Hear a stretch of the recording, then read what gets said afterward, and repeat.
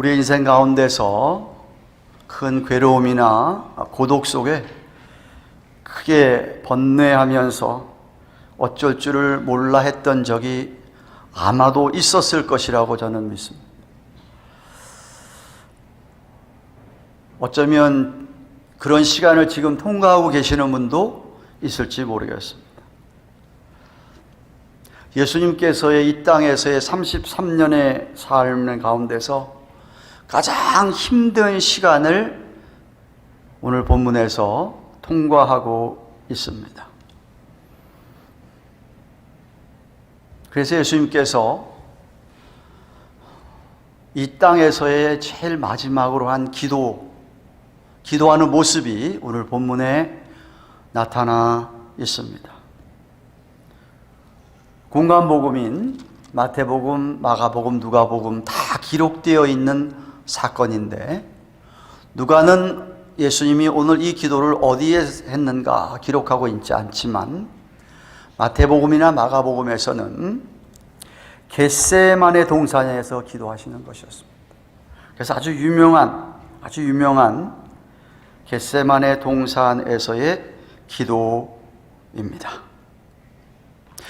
예수님께서 오늘 기도하시는 그 기도 모습을 생각하며 이 본문을 묵상하며 유명한 신학자였던 윌리엄 바클레이는 예수님의 이 기도 모습을 보고 진실로 우리로 하여금 무릎을 꿇게 한다 라고 그의 주석에서 이야기하고 있고, 유명한 신학자인 D.A. 칼슨은 마치 주님의 죽음이 독특하듯이, 유니크하듯이 그의 고뇌도 독특하다.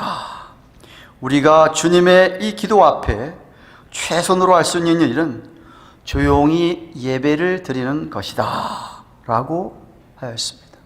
참으로 공감이 가는 말씀 적용입니다. 지난 주일에 그 앞에 문단에서 예수님께서 이제 제자들이 자기를 다 자기를 버리고 부인하고 배신할 것을 말씀했을 때에 베드로가 자신만만하게 다 버려도 저는 안 버립니다 라고 했을 때에 네가 오늘 새벽닭이 울기 전에 3번 나를 부인할 거다 라고 예언을 하셨더랬습니다. 그래 예수님께서 그들을 위하여 기도함으로 그들이 나중에 돌이켜서 회복될 것도 말씀해 주셨습니다. 그리고는 그들이 이제 당할 어려움에 대해서 자신들을 디펜스해야 될, 방어해야 할 것을 준비하라고 말씀하셨습니다. 그리고는 이제 자신의 십자가의 죽음을 앞에 두고 마지막 준비를 하는데 바로 기도하는 것이었습니다. 예수님께서는 아마도 정기적으로 감람산이라는 곳에 가서 기도를 하셨던 것 같습니다. 그래서 39절에 보시면 예수께서 나가사 습관을 쫓아, 우리말에 습관을 쫓아하니까 조금 그 뉘앙스가 좀 부정적으로 들릴 수 있는데 NIV에 보니까 as usual, 그러니까 그렇게 늘상 기도하듯이 이런 뜻입니다. 감람산에 가심에 제자들도 따라갔다라고 누가가 기록합니다.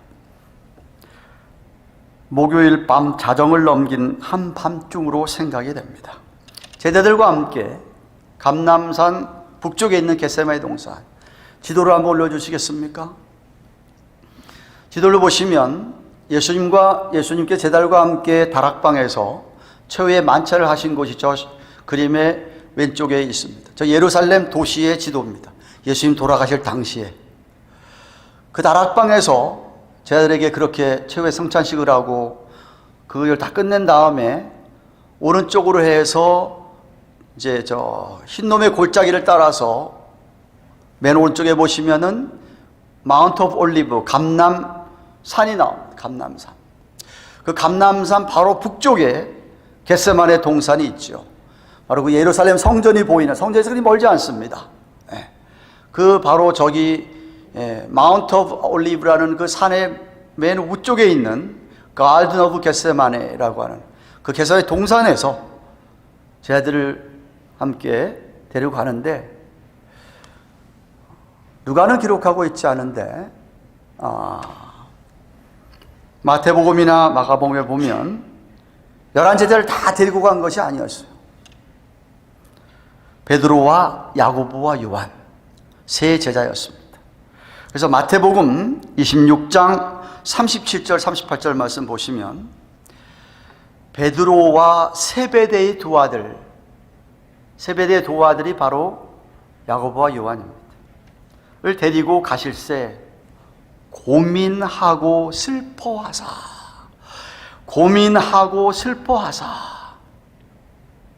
이에 말씀하시되 내 마음이 심히 고민하여 죽게 되었으니 너희는 여기 머물러서 나와 함께 깨어 있어라 라고 당부하셨습니다. 그리고는 오늘 본문 41절대로 저희들이 좀 돌 던질 만큼 돌 던져서 조만큼 정도 떨어진 곳에서 예수님은 무릎을 꿇고 기도를 하십니다. 예수의 마음이 심히 고통스러워서 죽을 지경이 되어서 무릎을 꿇고 간절히 하나님 아버지께 기도합니다. 자기 앞에 놓인 십자가를 감당할 수 있게 해달라고 기도하는 것이었습니다. 얼마나 힘쓰고 애써서 간절히 기도했느냐 하면 오늘 44절에 말하기를 땀이 막 비오듯이 쏟아지면 땅에 떨어지는데 누가가 표현하기를 그 땀방울이 마치 핏방울처럼 그렇게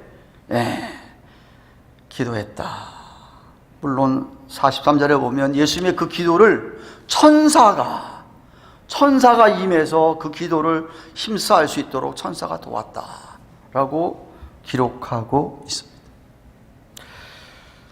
오늘 본문에 예수님께서 이 땅에서의 마지막 기도하는 모습을 통해서 저희들은 4가지의 교훈을 얻습니다. 첫째는 예수님의 인성입니다. 성경에서 가르쳐 주시는 교리 가운데 가장 이해하기 어려운 것이 예수님이 참 사람이시자 참 하나님이다. 인성과 신성을 동시에 갖고 계셨던 분이다 라고 하는 사실입니다. 성령께서 깨우쳐 주지 않으면 믿기가 어려운 것이죠. 이해하기가 어렵습니다. 마치 삼위일체의 교리처럼 말입니다. 우리가 지금 22장까지 누가복음을 쭉 살펴보고 있습니다만 복음서를 우리가 쭉 살펴본 대로 예수님은 정말 참 하나님의 아들로 메시아로 구세주로 자신을 드러내시면서 계시하시면서 그동안도 많은 증거를 기적들과 그런 것 행하시면서 보여주셨습니다. 뿐만 아니라 예수님은 저와 여러분 같이 육신을 입고 있는 사람으로서 때때로 예수님은 피곤하기도 하셨고 금식하면 배고프시다고 하셨고 또 슬퍼하기도 하시고 울기도 하셨던 예수님의 인간적인 모습, 인성을 우리는 보아왔습니다. 오늘 겟세마네 동산의 기도의 모습에서도 예수님이 아까 얘기했듯이 내 마음이 심히 고민하여 죽게 되었다. 인간으로서의 인성을 가지신 주님으로서의 그 번뇌, 고뇌 이런 것들이 성경에 이렇게 기록되어 있습니다. 마치 우리가 인생을 살아가는 가운데 어려움을 만나서 고민하고 슬퍼하듯이 우리 예수님도 그렇게 우리처럼 고민하시고 슬퍼하셨다라는 것이죠. 물론 우리가 당하는 이 세상의 고난하고는 이거는 비교가 안 되는 고통이고 아픔이고 슬픔이었습니다.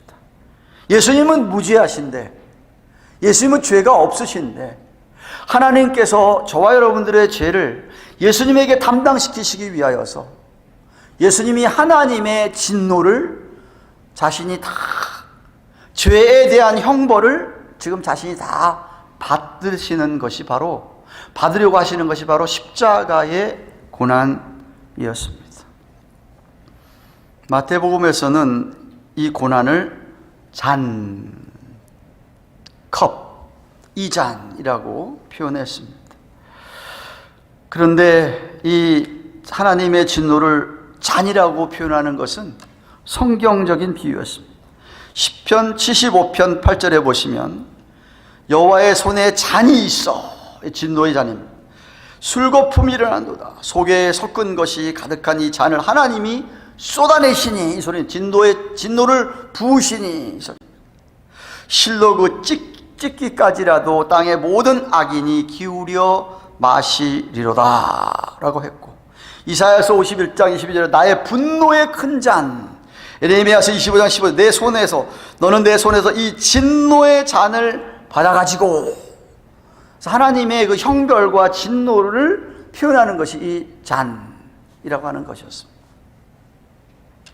저와 여러분이 받아야 될 이 진노, 하나님의 진노의 잔을 예수님께서 그것을 지금 받으시는 것이었어요. 그래서 당신이 그러한 고민과 아픔과 그 고통을 오늘 기도하면서도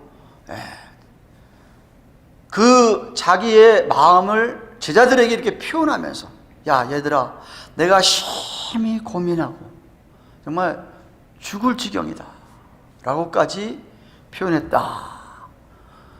예수님은 참 하나님이시자 정말 참 사람이셨다라는 것을 가르쳐주는 모습이다.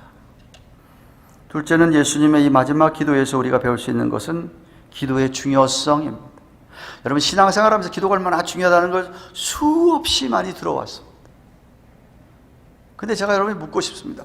기도가 그렇게 너무나 중요한 걸 알면서 여러분은 얼마나 기도하고 사십니까? 하루에 얼마나 기도하고 사시느냐는 말입니다. 기도가 중요한지 알면서도 기도하지 못하고 있기 때문에 오늘도 하나님께서는 이런 성경 말씀을 살펴보게 하시면서 우리에게 제발 좀 기도하라는 겁니다. 여러분, 너무나도 잘 알듯이 사도 바울이 데살로니가전서 5장 16절에 쉬지 말고 기도해라, 쉬지 말고 기도해라. 에베소 6장 18절에 모든 기도와 간구로 하되 무시로, always, 무시로, 시시때때로 성령 안에서 기도하고 이를 위하여 깨어 구하기를 항상 힘쓰며 여러 성도들을 위하여 구하고 하였습니다. 이렇게 성경 우리에게 무시로 늘 기도하면서 기도하는 마음으로 살라고 하시는데, 특별히 저와 여러분에게, 우리의 가정에, 우리의 교회에 어려움이 닥쳤을 때에 힘써 더욱 간절히 기도하라는 것이죠. 예수님께서 자신이 당한 이 정말 세상의 어떤 고난과도 어떤 어려움과도 비교할 수 없는 이 고통, 고난 앞에 예수님도 하나님 아버지께 그것을 가지고 나아가서 간구하였고, 하나님이 그 기도를 들으시고 예수님을 강하게 하셔서 십자가를 감당할 수 있게 하셨다, 이 말입니다. 기도할 때에 천사가 하늘에서 예수님을 도왔다. 저는 오늘도 저와 여러분이 기도할 때, 이렇게 정말 간절히 하나님 앞에 기도할 때 천사가 도와주실 줄로 믿습니다. 믿습니다. 셋째는 예수님 마지막 기도하는 모습에서 우리가 기도를 어떻게 하는지, 기도하는 방법을 가르쳐 주십니다. 먼저 무엇보다도 기도는 하나님 아버지께 하는 기도다. 예수님도 아버지여 라고 기도하십니다. 42절에. 물론 삼일체 하나님이시고 예수님께도 기도할 수 있고 성령님께도 기도할 수 있습니다. 하지만 예수님께서 제자들에게 가르쳐준 주의 기도에서 하늘에 계신 우리 아버지여라고, 마태복음 6장 9절에 하늘에 계신 우리 아버지여라고 그렇게 기도하라고 가르쳐 주신 것처럼 저와 여러분은 하나님 아버지께 기도하는 것입니다. 마가복음 14장 36절에서 예수님께서는 하나님을 아버지라 불렀다, 아버지라 불렀다라고 적고 있습니다. 아버지, 로마서 8장 16절에 얘기하듯이 아바라는 말은 아빠, 너무나도 친근하고 다정하고 다감하신 아빠 하고 그렇게 아버지를 불렀다. 물론 당시 유대 종교 지도자들은 감히 하나님을 아빠, 아버지라고 불러? 그들은 하나님의 이름조차 야훼라고 여호와라고 하는 이름조차 말을 못 내게 했는데, 감히 두려워서 못했는데 하나님을 아버지라고 아빠라고 해? 그래서 예수님을 신성 모독죄로 고소하고 참소해서 그들은 그렇게 예수님을 죽이려고 했던 것이었습니다. 얼마나 하나님을 모르는 그들이었을까. 오늘날도 어쩌면은 많은 신자들이 하나님을 좀 모르기 때문에, 하나님을 몰라서 아버지께 기도할 수 있는 특권을 놓치고 기도하지 않는 것이 아닌가라고 생각합니다. 아니, 그것보다 문제는 많은 사람들은 성경 66권에 나타난 하나님이 아닌 다른 신들에게 기도하지요. 안 믿는 사람들도 기도한다고 얘기합니다. 여러분, 성경에 나타난, 신구약서 66권에 나타난 계시해 주신 이 하나님 아버지, 이 하나님이 아닌 다른 어떤 신에게, 헛된 신이고 죽은 신이죠, 그 기도해봐야 무슨 소용이 있겠습니까? 인격적인 신이 아닌데, 인격적인 하나님 오직 우리 하나님 아버지밖에 없는데 말입니다. 예. 다 사단 마귀가 하는 짓이죠. 속고 있는 겁니다. 또 다른 문제는 많은 신자들이 기도를 그저 형식적으로 한다는 겁니다. 마음을 쏟아붓는 기도가 아니라는 것이, 혹은 사람들이 들으라고 하는 기도, 하나님과 관계없이 진솔하지 못한 어떤 형식적인 기도를 하나님이 들으시겠습니까?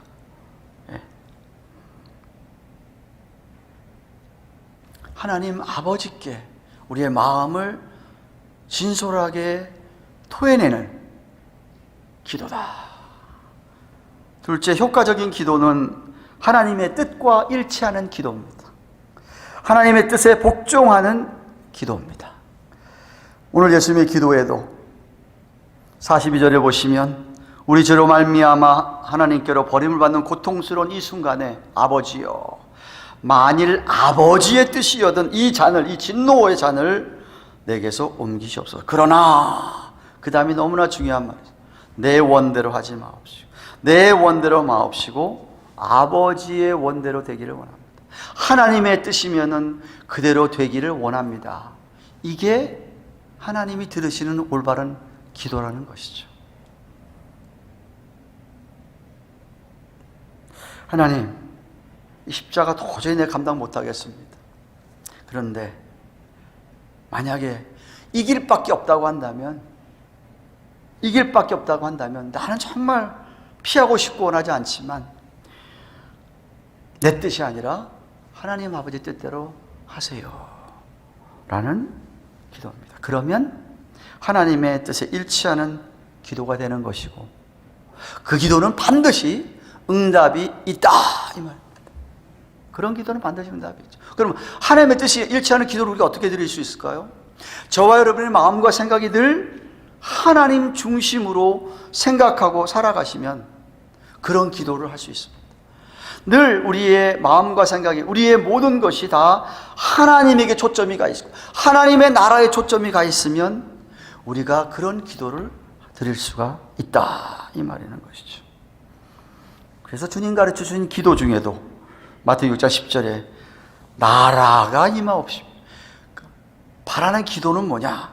하나님의 나라가 이 땅에, 하나님의 나라가 내 마음에, 하나님의 나라가 내 가정에, 하나님의 나라가 내 교회 위에 임하기를 원하며, 뜻이 하나님 나라 저 하늘에서 이룬 것 같이 이 땅에서도 이루어지이다 라고 그렇게 기도하라고 가르쳐 주지 않았습니까? 그러니까 늘 우리의 관심이 우리 자신의 삶에, 늘 내 가정에 있는 게 아니라 우리의 관심과 초점이 하나님의 나라와 그 영광에 있는 것입니다. 그러면 하나님의 뜻에 따라 기도할 수가 있죠. 그리고 무엇보다 말씀을 따라 기도하는 겁니다. 하나님의 말씀을 따라 기도하는 것이죠. 물론 우리 개개인의 삶의 구체적인 하나님의 뜻이 다 성경에 있지는 않습니다. 그러나 성경에 하나님의 뜻이 이렇다라고 하는 원리와 원칙이 다 성경 안에 있기 때문에 그렇습니다. 그래서 성경 말씀을 묵상하고 성경 말씀대로 말씀을 붙들고 기도하는 것이 하나님 뜻대로 하는 기도라 이 말이에요. 제발 여러분에게 정말 도전하며 부탁드립니다. 여러분의 뜻을 좀 내려놓으세요. 하나님의 뜻입니까? 그대로 되기를 원합니다 라고 하는 예수님의 그런 기도를 본받아 기도할 수 있기를 바랍니다. 또한 어떤 기도는 끈기 있게 기도해야 됩니다. 반복해서 해야 됩니다. 어떤 사람들은 그러죠. 하나님 귀머리가 있는데 그렇게 계속 똑같은 기도를 하고 또 하고 또 하고 하느냐 라고 하는 분이 계십니다. 그러나 여러분 오늘 겟세마네 동산에서 예수님의 기도를 보시면은 마태복음 26장 44절에 보면은 또 저희를 두시고 나가사 세 번째 동일한 말씀으로 기도하신 후라면 세 번째 동일한 말씀을 기도했다고. 이게 무슨 말인지 아세요? 누가복음에는 상세가 안 나타나는데 마태복음에 보면 예수님이 한참 기도합니다. 무슨 제목 가지고? 하나님 내 원이 아니라 하나님 뜻대로 되기를 원합니다 하고서는 잠시 눈 뜨고 보니까 저 멀리 보니까 제자들이 기도를 안 하고 있어. 아유 저것들 기도 안 하고 있네. 깨워서 그냥 기도해라. 두 번째 또 기도하십니다. 어떤 기도를? 똑같은 기도를. 주여 내 원대로 마옵시고 하나님의 원대로 해 주시옵소서. 또 잠시 쉬었다가 또 보니까 제자들은 또 자고 있어. 또 가서 깨웠어. 그리고 세 번째 똑같은 기도로 똑같은 동일한 말씀으로 기도하신 후라고 이야기하고 있습니다. 세 번 반복해서 그 기도를 드린 거예요. 사도 바울도 그랬습니다. 자기 안에 육체의 가시를 제거해 달라고. 그만이 갖고 있는 고질적인 질병이 있지 않았습니까? 많은 성경학자들이 안질이었을 것이다 얘기하시고 아니면 어떤 사람은 간질병 종류일 거다 얘기하는지 모르겠는데 하여튼 그것을 하나님께서 고쳐주시길.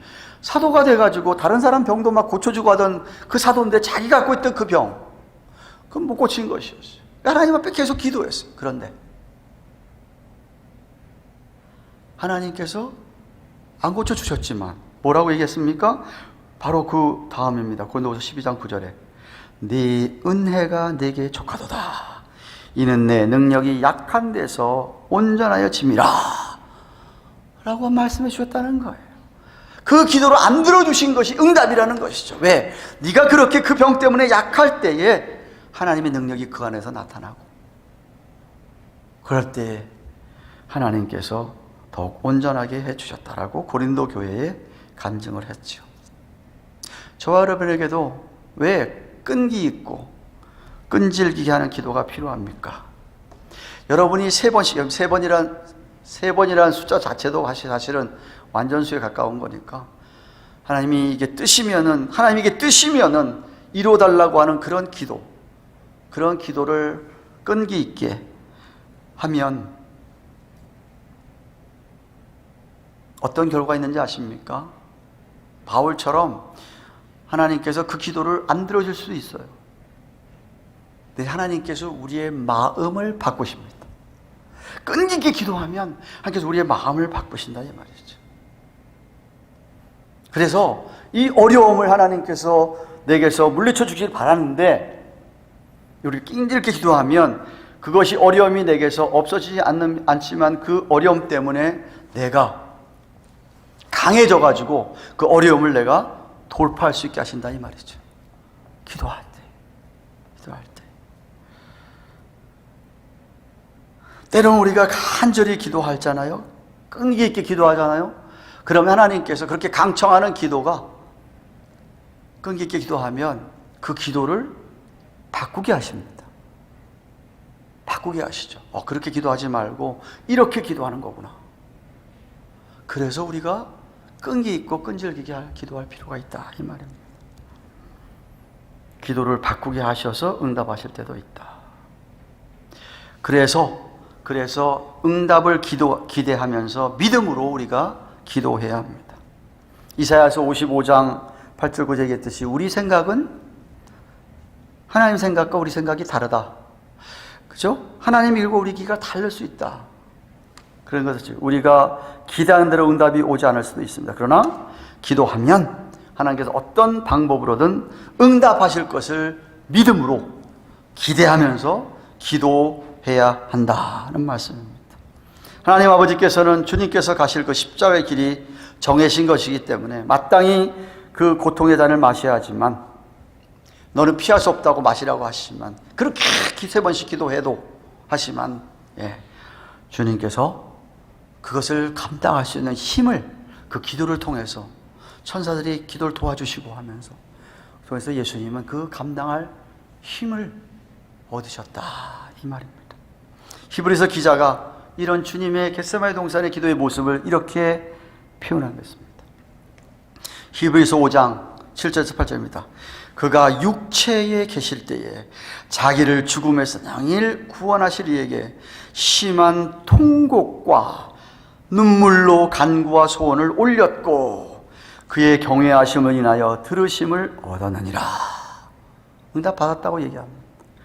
그가 아들이시라도 받으신 고난으로 순종함을 배워서 기도하시면서 마지막까지 순종할 수 있었다.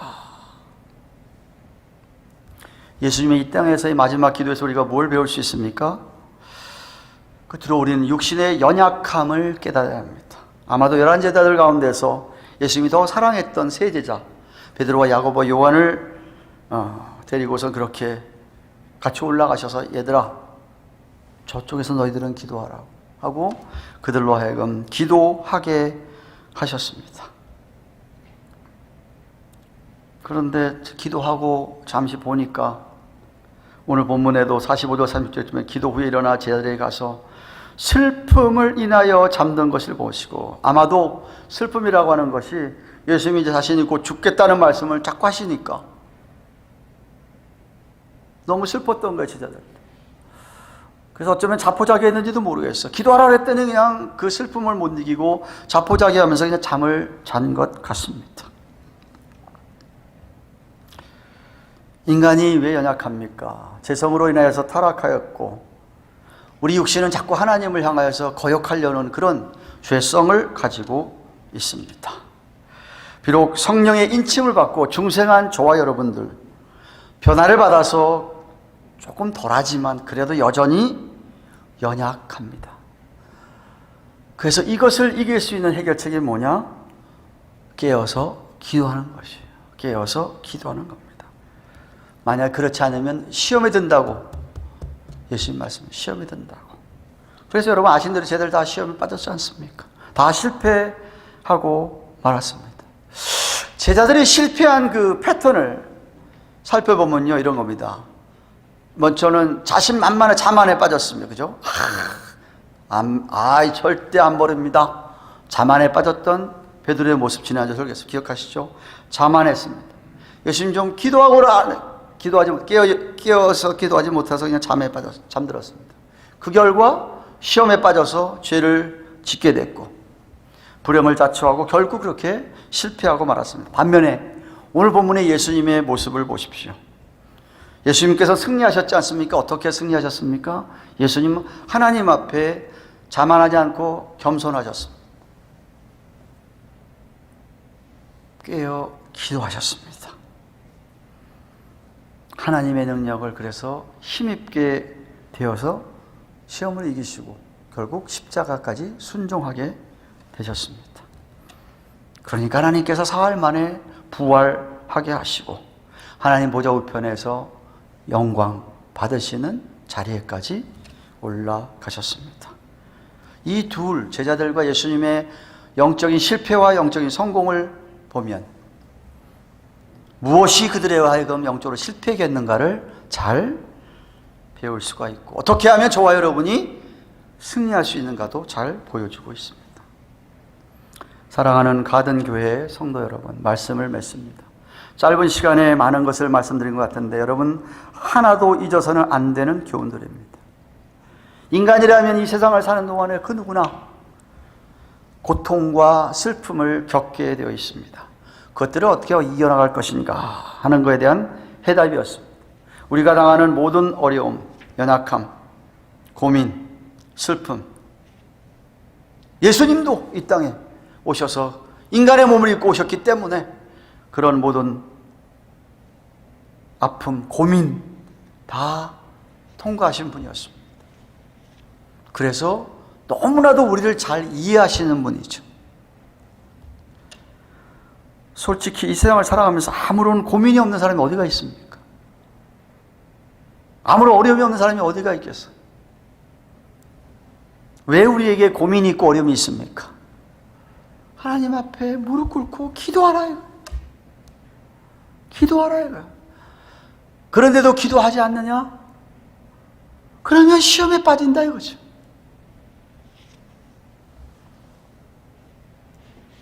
늘 기도하고 살아야지만 특별히 괴롭고 어려운 일을 만나 슬플 때, 고민이 깊어질 때, 번뇌할 때, 고뇌가 찾아올 때 더욱 간절히 끈기 있는 기도가 필요한 것을 오늘 예수님이 하시는 기도의 모습에서 배웁니다. 어떻게 기도하라고요? 하나님 아버지께, 아버지, 아빠, 아버지라고 하나님 아버지께 기도하라. 제발 하나님의 뜻에 맞게 기도해라. 하나님의 뜻에 합당하게. 늘 기도하면서 하나님, 내 뜻이라면 안 들어주셔도 좋습니다. 하나님의 나를 향한 뜻 어떤 것이 모르지만 그대로 이루게 하옵소서라고 기도하라고 합니다. 끈기 있게 기도하라고 합니다. 반복해서 끈기 있게 기도하라고 합니다. 그리고 응답이 있을 줄로 기대하고 드리는 믿음의 기도였습니다. 우린 정말 다 연약한 존재들입니다. 정말 겸손히 깨어 기도하지 않으면 시험에 빠질 수밖에 없고, 그럼 죄를 짓게 되고 재앙을 만나게 되는 것이지.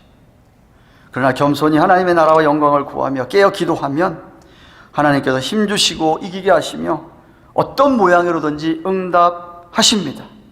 우리는 못해도 하나님은 하실 수 있는 능력이 있지 않습니까? 알지 않습니까? 믿지 않습니까? 그러므로 우리는 배운 대로, 가르쳐 주시는 대로 믿고 더욱 기도하고 사신 여러분 되시기를 주님의 이름으로 축원합니다. 우리 말씀 생각하면 찬송합니다. 우리 아까 찬양했던 찬양입니다. 마음이 어둡고 괴로울 때 주님 예수님을 나 생각해요. 머리 둘 곳조차 없으시던 혼자 기도하시던 주님 생각해요.